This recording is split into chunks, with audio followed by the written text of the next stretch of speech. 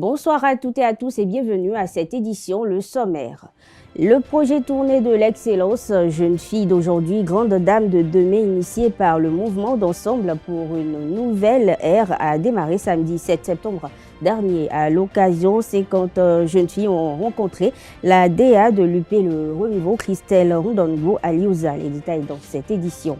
Rentrée scolaire 2024-2025 en République du Bénin, les directeurs départementaux du secondaire sont invités au respect des effets maximaux et minimaux autorisés dans les classes. Un appel du ministre Yves Chabi Kwaro.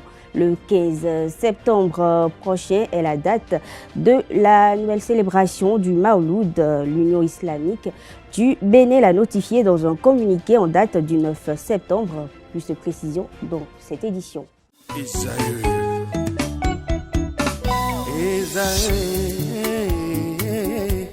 Vous recherchez une école de référence pour une double formation universitaire et professionnelle de qualité? Voici l'opportunité à ne pas rater. L'École supérieure d'administration, d'économie, de journalisme et des métiers de l'audiovisuel ESAE vous offre des programmes d'enseignement en licence et en master orientés vers l'emploi qui font d'elle une référence à travers les filières de l'administration générale et territoriale, l'administration du travail et de la sécurité sociale, droit, diplomatie et relations internationales, administration hospitalière, universitaire et intendance, journalisme et métiers de l'audiovisuel et toutes les filières des sciences de gestion. Une seule adresse, www.esae.bj. Rendez-vous dès maintenant sur nos campus ESAE Bedjromende au numéro 90 93 65 21 ou au numéro 98 98 14 00. Paracourt sur le numéro 52 46 12 12.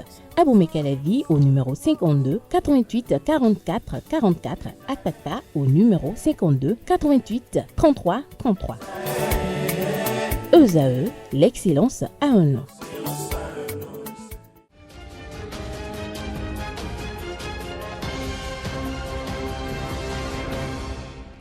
Bonsoir à nouveau, je l'annonçais en titre. 50 jeunes filles du département du Borgou ont rendu visite à la directrice administrative du Parti progressiste, Union progressiste, Le Renouveau, Christelle Rondongo Aliouza. C'est dans le cadre de la tournée de l'excellence jeune fille d'aujourd'hui, grande dame de demain. Le reportage est signé Anaël Dohou.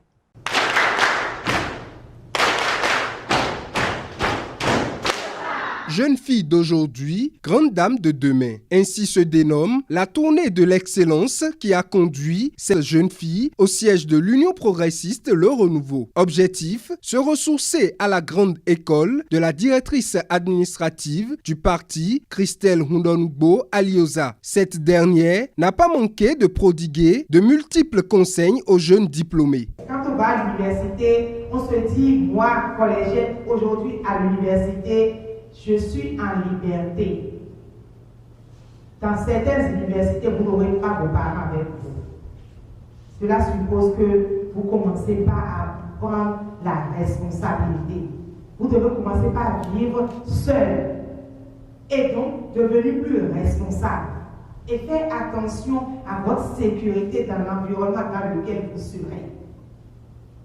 Quand vous êtes loin des parents, cette liberté ne doit pas vous permettre de tout recevoir chez vous, de tout le monde, que tout le monde vienne s'installer chez vous.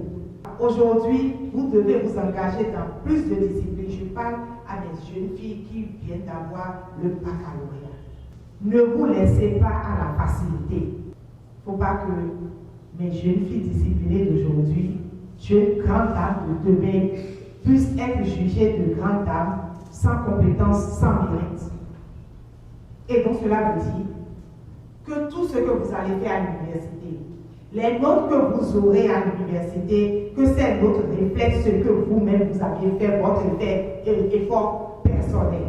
Des conseils inspirants qui vont aider ces jeunes filles dans la suite de leur parcours. La DA a été vraiment une maman pour ces filles-là. Vous avez vu les parties de tout ce que la fille doit faire, notamment s'entretenir propre, ça fait partie des valeurs de la grande dame de demain que nous avons comme aspiration pour ces filles-là, mais aussi la discipline que les filles doivent observer, et donc, mais sans oublier également l'engagement en tant que citoyenne, que ce soit en politique ou dans d'autres mouvements citoyens. Elle en a parlé, vous avez vu l'enthousiasme également que les filles ont eu pendant cette séance-là.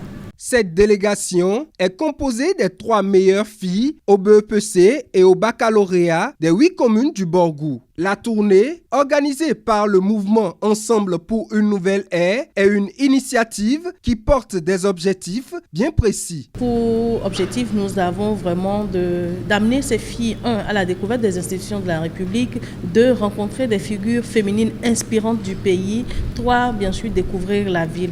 Et donc, c'est dans ce cadre-là, comme figure inspirante du Bénin, j'ai pensé que l'ADA fait partie vraiment de ces figures inspirantes et qu'elle pouvait servir de modèle pour nos jeunes filles, être également influenceuse dans l'avenir de ces jeunes filles-là. En plus de devenir le mentor de 4 jeunes filles, 2 ayant le baccalauréat et 2 le BEPC, Christelle Hundonbo Alioza a promis accompagner l'ensemble afin qu'elles aient des guides pour les aider à réussir.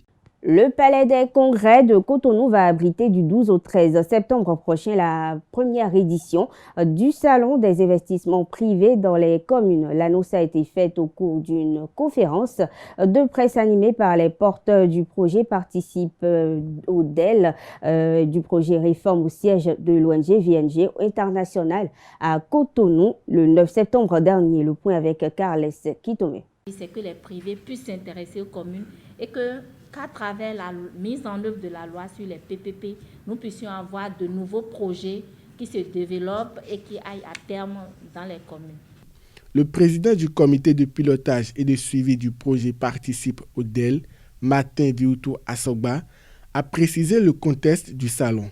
Le salon d'investissement est réalisé en synergie avec le projet d'appui à la réforme des finances publiques pour l'atteinte des ODD, des objectifs de développement durable, et le renforcement de la mobilisation des recettes de l'État et de la coopération allemande.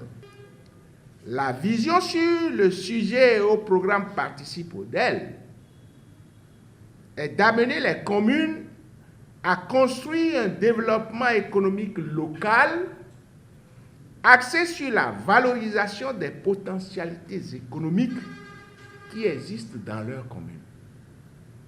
Ce salon met en synergie plusieurs organisations de la société civile et le projet participe au DEL et Réforme. Donc le programme Réforme. Pourquoi une alliance entre participe au DEL et le programme Réforme autour de ce salon? D'abord, l'unicité de la vision et une dynamique de synergie que nous appelons ici le coworking. Les opérateurs économiques de tout ordre et les investisseurs se donnent rendez-vous au Palais des Congrès de Cotonou les 12 et 13 septembre 2024. Les entreprises béninoises et nigérianes disposent à présent d'un nouveau bureau commercial du port autonome de Cotonou au port sec de Samia, dans l'état de Kano au Nigeria. L'inauguration a eu lieu en présence de plusieurs autorités béninoises et nigérianes, dont le ministre d'État, le ministre de l'économie et des finances, Romuald Wadaï, le ministre des Affaires étrangères, Olusegun Bakari, et le député Issa Salifou. Le port autonome de Cotonou l'a fait savoir dans un communiqué en date du l'a fait savoir ce mardi. Et il faut préciser que c'est une nouvelle initiative qui vise à faciliter les échanges commerciaux et transfrontaliers entre les deux pays qui va renforcer l'intégration économique régionale, en plus de la création d'un terminal d'exportation pour soutenir les industries locales et poursuivre les objectifs plus larges du gouvernement fédéral qui est prévu. Ce terminal va permettre de façon plus spécifique d'assurer la sécurité alimentaire et de renforcer les liens économiques au Nigeria et au-delà de ses frontières.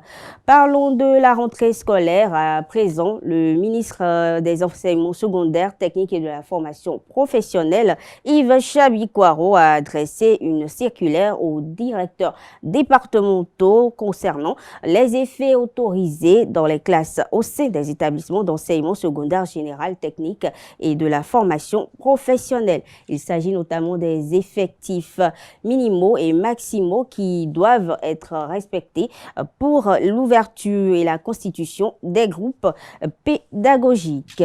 Autre information dans cette édition, le 10 septembre a été déclarée la journée mondiale de prévention du suicide par l'IASP et l'OMS. Et cette journée a pour but d'attirer l'attention sur la question du suicide, d'en réduire la stigmatisation et de promouvoir la santé mentale de façon plus générale. C'est l'occasion de faire le point des cas de suicide dans le monde et au Bénin, ainsi que les dispositifs de prévention. Suivons ensemble cet élément que nous propose Kanté Amoussou à cet effet.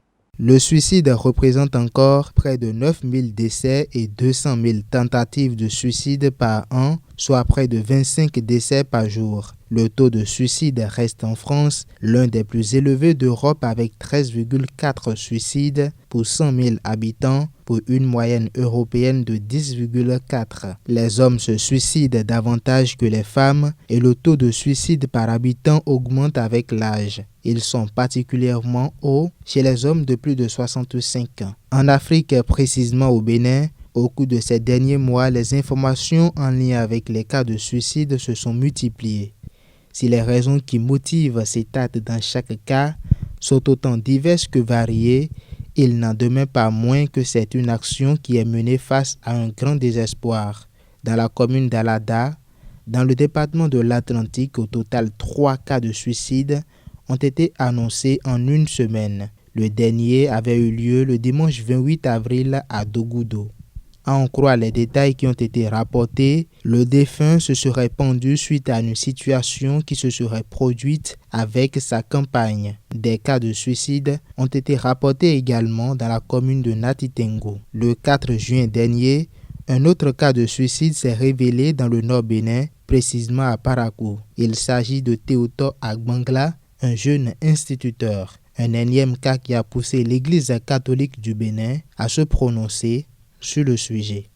L'Union islamique du Bénin n'est plus membre du cadre de concertation des confessions religieuses. La décision a été prise après une réflexion approfondie et motivée par des raisons de convenance, de vocation et de principe. Cela a été notifié aux membres du bureau du cadre par le président lui-même hier lundi. Ce dernier a démissionné de son poste de président à travers des lettres. Il s'agit plus précisément de sa lettre de démission et de la lettre du retrait de l'UIB du dit cadre. Autre information, la date de la célébration de la fête du Maouloud est désormais connue au Bénin. La communauté musulmane béninoise va célébrer cette fête le dimanche 15 septembre prochain. L'annonce a été faite via un communiqué en date du lundi 9 septembre signé du président de l'UIB, Idriss Souleymane Boukari. L'Union islamique du Bénin invite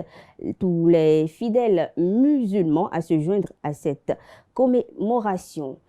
L'IAM est un tubercule consommé au Bénin, surtout à partir de la mi-août, pour célébrer la sortie de la nouvelle IAM. Quelles sont les valeurs nutritives contenues dans ce tubercule? Élément de réponse avec la nutritionniste diététiste Adjagodo Christine. On l'écoute. L'igname fait partie de la classe des tubercules. Et en termes de valeur nutritionnelle, il faut simplement retenir que l'igname est une source de glucides. Donc, majoritairement, quand on prend 100 grammes d'igname, on a à peu près 50 grammes de glucides dedans. Donc, c'est une véritable source de glucides. En dehors de ça, ça renferme également des fibres. L'igname est bon pour la santé parce que vous voyez sa composition. On a besoin du glucide quand même pour pouvoir démarrer notre journée, puisque c'est de l'énergie, le cerveau en a besoin, le corps en a besoin pour son fonctionnement. Mais dire qu'on va le consommer et qu'on va la consommer à tout moment, c'est pas conseillé, parce que tout ce qui est bien a toujours ses revers. L'igname n'est pas un aliment protecteur, c'est un aliment énergétique et donc ça ne nous permet pas d'éviter des maladies. Au contraire, dès que nous y exposons trop, on a le risque de développer des maladies.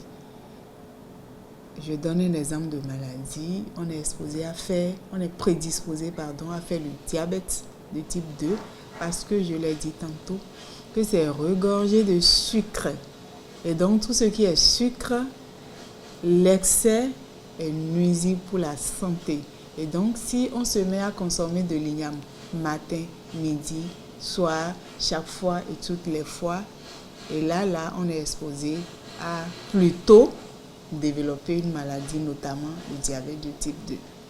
Ceux qui souffrent de diabète ne sont pas forcément gros. Et là, il faut qu'on le souligne tout de suite. Mais maintenant, l'igname peut faire grossir parce que c'est une source de glucides. Tout ce qui est sucre, si l'organisme prend la quantité dont il aurait besoin pour son fonctionnement, tout le reste, c'est des réserves. Et ces réserves se transforment en sucre qui peut déjà nous faire grossir. Donc, je peux accepter que oui, si on s'expose trop à la consommation de l'igname, facilement on peut grossir. Pour ceux qui aiment manger une l'igname, d'ailleurs, en tant que Béninois, nous tous, nous aimons manger des ignames, majoritairement. Pour ceux qui aiment manger l'igname, je dirais simplement que c'est bien de consommer les ignames. D'abord parce que c'est une source d'énergie, mais de ne pas trop en exposer. En dehors de ça, de toujours accompagner l'igname avec d'autres nutriments, notamment tout ce qui est protéines et tout ce qui est vitamines et minéraux. Un métier peut être défini comme une activité sociale de par son objet ou ses techniques. Il s'agit d'une profession caractérisée par une spécificité exigeant un apprentissage de l'expérience et entrant dans un cadre légal. Et puisqu'on parle de métier, la question qui se pose est: est-ce que l'homme et la femme peuvent exercer les mêmes métiers? Au micro de Francis Fahmy, quelques citoyens répondent à cette interrogation. Suivons ensemble. Je pense que la femme et l'homme peuvent exercer le même travail, puisque entre la femme et l'homme, je ne sais pas quoi de différence. Absolument. Ils peuvent exercer les mêmes métiers, ça c'est pas un problème. Mais c'est le foyer qui est autre chose. Même nous exerçons les mêmes métiers, mais arrivés à la maison, nous sommes femmes et mari. Mais au fond, il n'y a pas un problème là. C'est beaucoup même mieux de souhaiter qu'on ait une femme qui fait peut-être la même chose que vous. Entre vous, à la maison, il y aura les débats concernant le boulot.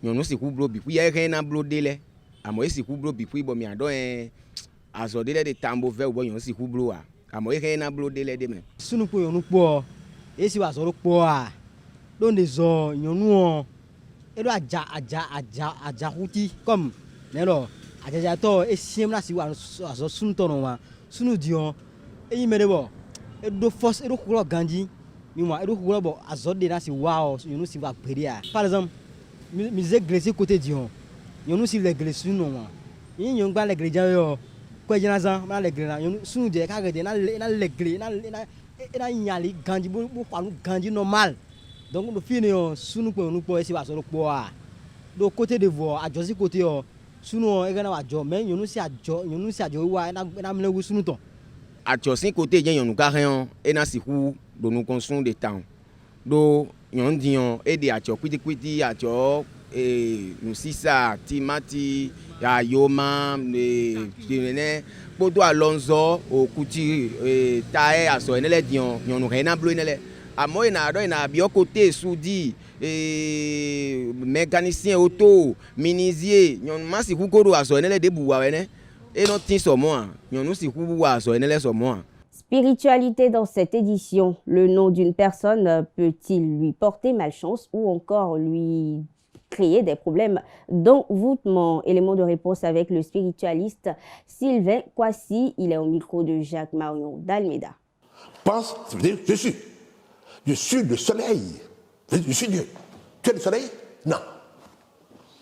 Ce soleil que Dieu a emprisonné dans chaque matière. Cette lumière qui ne s'éteint jamais. Qui permet, mais quel que soit là où tu te trouves, dans l'ombre, dans une profondeur, dans une caverne, le frais du sorcier, l'animal qui vient, tu vas le voir. Tu le vois, tu vas le démasquer. En le démasquant, tu vas le dompter, comment il peut te manger? Dites-moi. C'est parce que nous, les humains, on s'est identifié au cadavre qu'à partir de nos prénoms, les sorciers peuvent nous envoyer des suggestions. Nous ne sommes pas des cadavres. Donc, en réalité, ça veut dire quoi? Ça veut dire que ton père et ta mère, qui t'ont donné vie par la compilation, qui vient déjà de l'aide que nous avons décidé de Démédi, la compilation, c'est Démédi qui nous a payé à compiler, je l'ai dit plusieurs fois déjà. La sémence t'a donné qui te donne vie, que le corps matière le cadavre. L'âme qui est rentrée dans ce cadavre, qui anime ce cadavre, ils ne connaissent pas son nom. D'accord? Donc tout ce qu'on peut agir sur toi à part de ton nom, ne doit pas agir sur ton âme. Si ton âme a 7, tu es 2 fois idiot. Donc tu reçois que les suggestions, c'est comme les imbéciles, qu'on met dans une salle, on envoie des suggestions, ils sont en train de dormir, de boire du vin, ils n'optimisent. Eux, ils sont complètement abrutis dans ce monde. Ils font ça partout. Ils s'identifient au roi, des colonels qu'on les défait, ils font ça. C'est pas bon. C'est pour ça qu'il faut interdire les faux pasteurs qui mettent les mains sur les gens. Ils t'envoient tous les décharges négatifs. Pas suggestion. Voilà. Donc, nous sommes déjà des enfants de l'âme. Et l'âme aussi a des parents. Un père et une mère. Vous les connaissez? Non.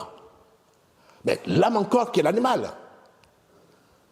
qui est la bête qu'on doit dompter. D'accord? L'âme, c'est son symbole, c'est l'animal, le chef d'animal, c'est l'hyène, qui aime que le sang frais. Veux-tu manger?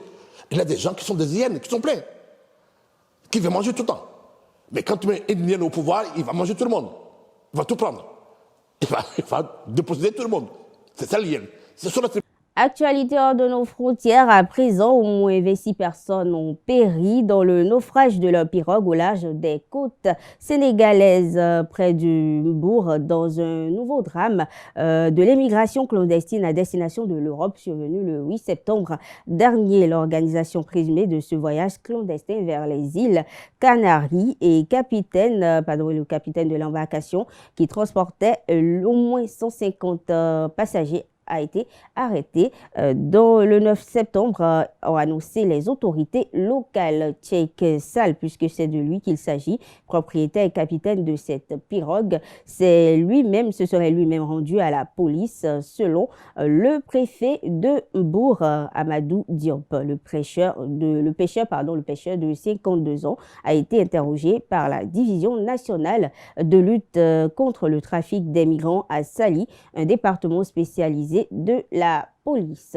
Au Mali, l'ex-député Idrissa Sankaré a été relâché. Il a été enlevé à Bamako le 14 août dernier, il y a 4 semaines, selon les informations d'un média international. Cet ancien député de Bankas, dans le centre du Mali, également membre du bureau national de l'association Tabital Poulakou, était détenu en dehors de toute procédure légale par les services maliens de la sécurité d'État. Il a finalement pu rentrer chez lui ce mardi matin, ce qu'ont confirmé ses proches.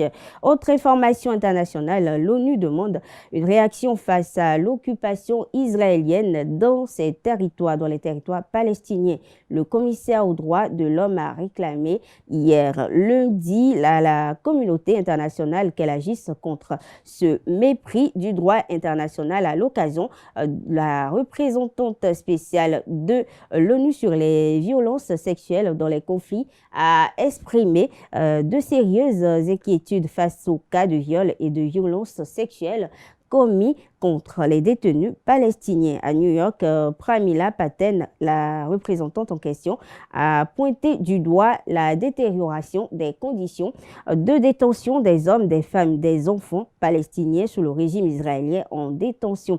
Et cela depuis dès les attentats du 7 octobre 2023. Elle estime que la situation s'apparente à la torture sexualisée, les fouilles à nu, la fouille à nu et les fouilles à nu humiliantes seraient répétées à des coups des électrocutions sur les organes génitaux et l'anus, ont été rapportés par les prisonniers libérés. Des soldats toucheraient également certaines prisonnières de manière inappropriée et les détenus seraient filmés nus dans des positions humiliante. Sport à présent dans cette édition, le Bénin joue gros ce mardi contre la Libye au stade Félix Houphouët-Boigny pour la deuxième journée des qualifications pour le compte de la CAN Maroc 2025. Après une défaite cuisante face au Nigeria 3-0 lors de la première journée, les Guépards n'ont plus droit à l'erreur. Ils tenteront de redresser la barre et de décrocher une victoire cruciale face aux Libyens, un adversaire certes à leur portée mais imprévisible sur les phases éliminatoires. Quelques heures avant cette rencontre, des citoyens de Cotonou ont exprimé leurs attentes vis-à-vis de cette rencontre. Ils sont au micro de Anaël Dou. Pour nous aujourd'hui, nous voulons que nos Guépards fassent de succès. Comme le Nigeria les a battus 3-0, il faut qu'eux aussi n'ont qu'à essayer aussi de battre la Libye pour que le Bénin soit quand même en joie. Moi, je voudrais que les joueurs béninois se prennent au sérieux. Le gouvernement a fait beaucoup d'efforts pour eux. Depuis le début, n'est-ce pas, du gouvernement Talon, ils ont fait beaucoup d'efforts. On a été jusqu'en quart de finale et on devait même être qualifié pour les demi-finales. Et à la veille du match, ils se sont mal comportés pour ne pas gagner ce match-là face au Sénégal. Je voudrais que ces joueurs-là mouillent vraiment les maillots. Parce qu'ils ne vont pas dire qu'on ne les soutient pas. Il faut qu'ils fassent preuve qu'ils sont vraiment des vedettes. En matière de football, il n'y a pas la magie. Parce que tout se passe sur le terrain. Il suffit de suivre les conseils du coach, ce que le coach a mis en place, de respecter et le meilleur viendra. C'est ça. Il faut que le Bénin joue un bon football et qu'elle change de mentalité. Parce qu'il faut avoir la mentalité de gars, il ne faut pas jouer comme quand on a joué au Nigeria. Parce qu'au Nigeria, on a été inexistant. Du milieu jusqu'en défense, il n'y a rien. Et en football, pour gagner, c'est à partir du milieu du terrain. Si vous ne gagnez pas la bataille du milieu du terrain, vous ne pouvez pas gagner un match. Il faut toujours gagner la bataille du milieu du terrain. Et au Nigeria, on n'a pas gagné la bataille du milieu du terrain. Nous voulons que nos Guépards vraiment gagnent la Libye aujourd'hui pour que le Bénin aussi puisse avancer un peu. Les Guépards, déjà, pour ne pas minimiser notre équipe nationale, c'est une équipe sur laquelle on a trop misé. Vous voyez, les supporters des Guépards que nous sommes, on a trop misé, mais qui à la fin très souvent ont pour habitude de nous décevoir. Vous voyez, donc du coup, on espère quand même que pour ce match-ci, ils sentiront le grand jeu.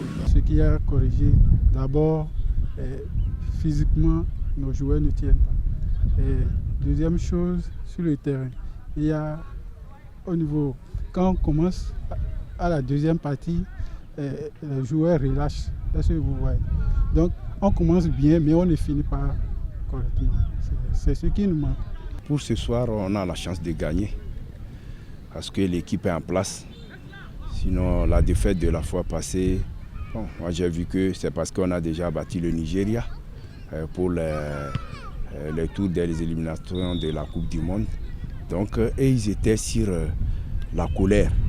Comme ils nous recevaient chez eux, bon, ils se sont préparés pour qu'ils puissent au moins se révolter contre nous. C'était ça. Sinon, moi, l'équipe est en place. Pour ce soir, on va gagner, Inch'Allah. Je voudrais la victoire, que ce soit un score étriqué, je voudrais quand même la victoire de la part des Béninois. Ah, le score, moi je veux au moins que le Bénin fait 2-0. Hein. Il faut qu'il frappe la Libye au moins 2-0 pour relancer notre équipe. Pour le score, on espère quand même un minimum 1-0. Pour le match de ce soir, moi je dis 2-2. Ce n'est pas que je ne vois pas le Bénin battre la Libye. Aujourd'hui en matière de football, il n'y a pas petite équipe, une petite équipe. Moi je peux mettre 2 buts à 1 en faveur du Bénin, Inch'Allah. Au minimum 2-0. Le King Boxing a ouvert dimanche dernier une nouvelle page de son histoire au Bénin. 6 mois après la mise en place de la fédération, le comité exécutif a organisé la première édition du championnat national à Godomé. Des précisions dans cet élément signé Larius Adjaguno. Le dimanche 8 septembre 2024 devient une date mémorable dans l'histoire du kickboxing au Bénin. Une quarantaine de kickboxers écrivent les premières pages du championnat national. C'est un honneur et un plaisir pour moi, au nom du comité exécutif de la Fédération béninoise de kickboxing et disciplines associées, d'organiser cette première édition du championnat national de kickboxing à Cotonou. Le championnat national de kickboxing est surtout une compétition de fair play, une compétition de détente et d'apprentissage qui permet aux athlètes de s'évaluer les uns aux autres tout en apprenant. Venus de presque toutes les régions du pays, les pratiquants de ce sport de combat à pied-point se livrent une bataille sur le ring pour conquérir le premier titre national, chacun dans sa catégorie. Arbitre et juge veillent au respect des règles.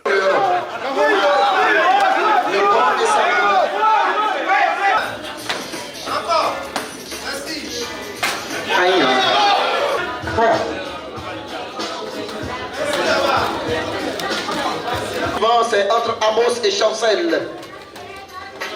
Amos en rouge. Au total, 14 combats ont eu lieu à ce premier championnat national de kickboxing. Il y a 2 combats enfants et un combat dames et puis les combats qui ont suivi. Et après ça, il y a eu 4 combats super fight, semi-pro. Le niveau n'est pas si mal. Je préfère les exhorter au travail. Un premier championnat et un tel niveau, ça peut aller. Avec l'organisation de la première édition du championnat, une nouvelle ère s'ouvre pour le kickboxing au Bénin, 15 ans après son introduction. On attendait ça depuis, il y a eu nos prédécesseurs qui n'ont pas eu cette chance d'avoir le président Soglo surtout, qui met corps et âme tous ses efforts pour qu'on puisse avoir le minimum, le strict minimum, et les équipements et les entraînements qu'il faut. Et je le remercie spécialement pour tout ce qu'il fait pour le Bénin spécialement et le kickboxing béninois. Le kickboxing, c'est un joli sport. Oui, c'est un joli sport. C'est un bon sport en fait. À part les coups de poing, on utilise aussi les coups de pied.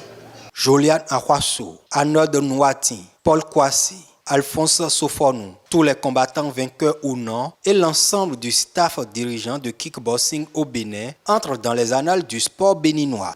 Mon ami Narcisse Justin Soglo, je peux vous dire que nous sommes fiers de vous et de votre équipe.